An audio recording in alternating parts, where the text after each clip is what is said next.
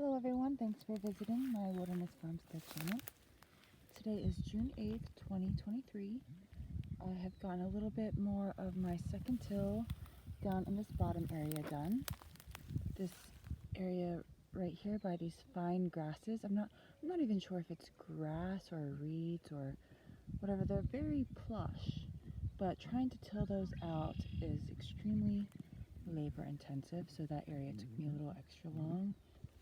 I've kind of started going at a different angle here. So basically over here I have kind of this area left to go for my second till down here, and I'm not really sure what is going in down here yet. We got a Josephine the cat coming to visit us. I'm doing a germination test on some really old adzuki red beans, and if those germinate, I may be putting those down here. I only had 5 pounds of fresher red bean seeds. Sorry, I gotta get some dirt out of my sandal. But up here today, I've started planting my red beans. I soaked them for about 5 hours. I decided not to do another till up here because basically I'm going to be doing war with the weeds this year and the grasses no matter what. So it's still a little rough. A lot of root chunks have not rotted, and some of them never will. I'm going to be picking them out because, as I mentioned, some of these grasses, like this, puts out all these little runner roots. These things, even when they look really dead, they will just spring back to life. They're like these resurrecting zombie grasses, so it takes a while. I started out using my little push planter thing for this, but as you can tell with all of these root grass chunks, it's not going to work out so well. So this thing over here, I've always had to push it from the shoulders, and even in properly prepared ground, it's always spit out too many seeds, which becomes very wasteful, and I was noticing that I was burning through seeds very quickly. So this area here already has seeds in the ground, some beans. I'm not sure how well my thingamabob will work for these first couple rows.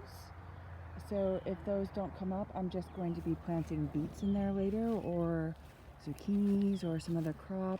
I've just basically had to get my rake out and raking trenches, and these do look pretty deep, but it's partially because they've got dried grass mounds on top. So when I put my beans in here, I just have to be careful not to under or overbury them.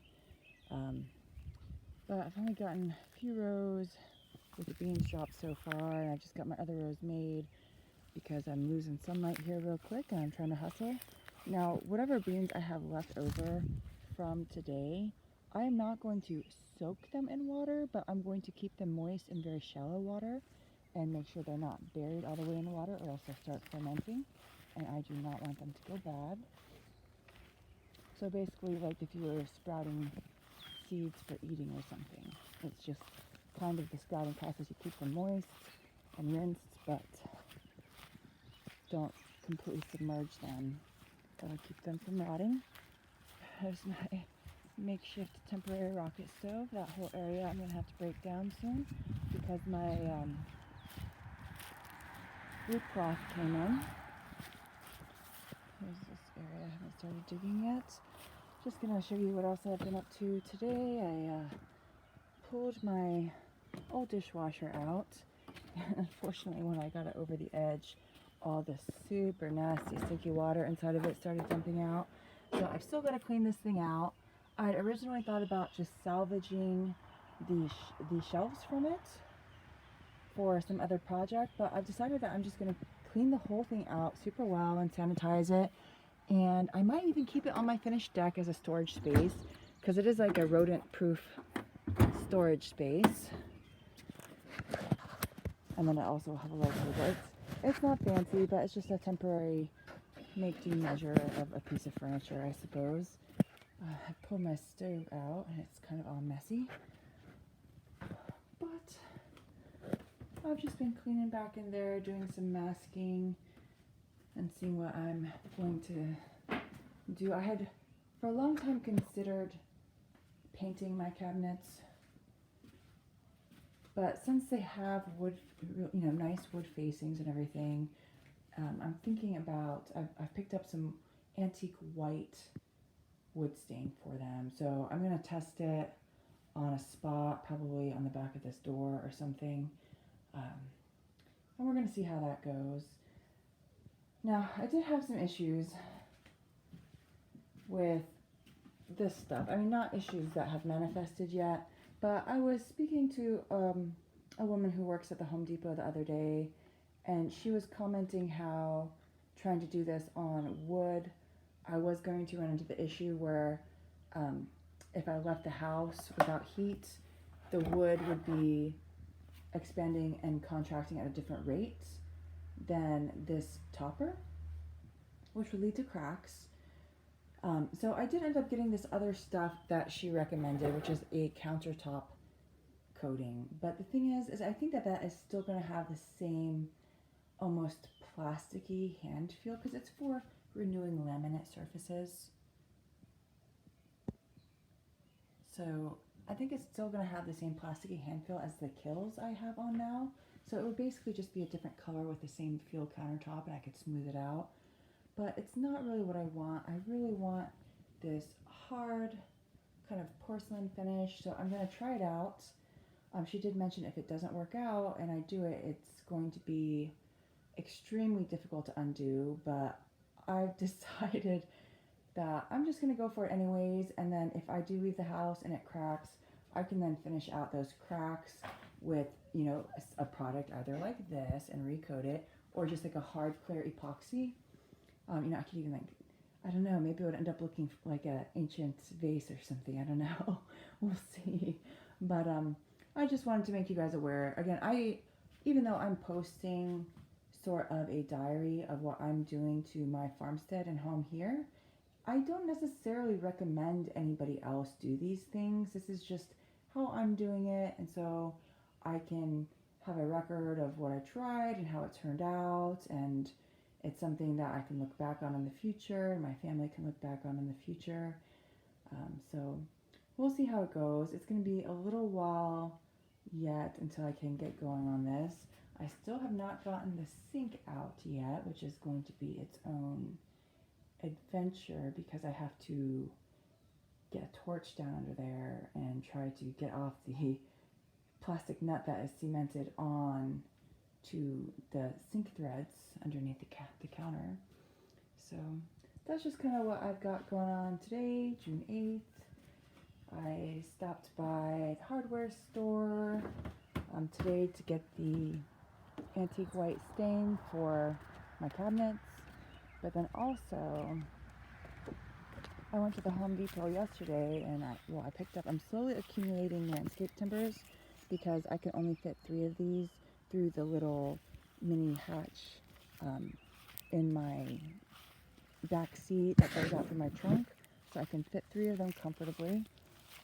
I did want to show you guys something that I ordered on Home Depot.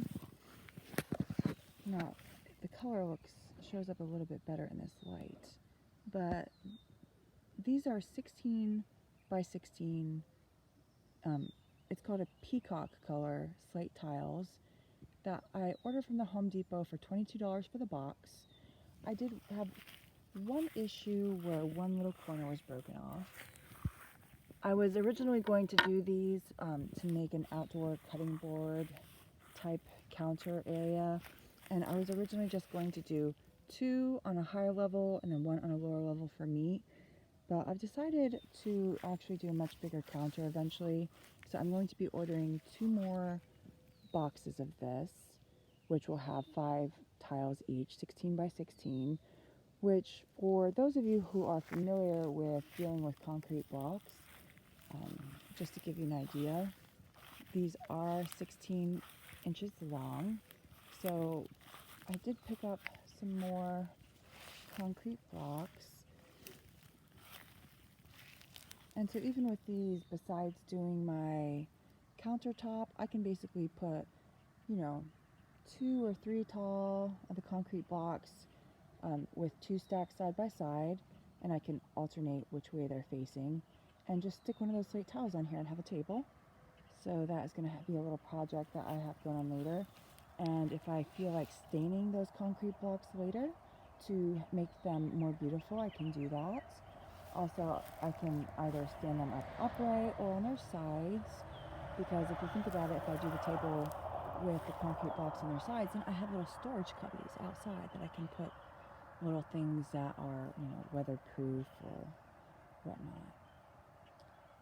But anyways, that's just kind of what I've got going on right now. My little buckets have sort of been working out for me.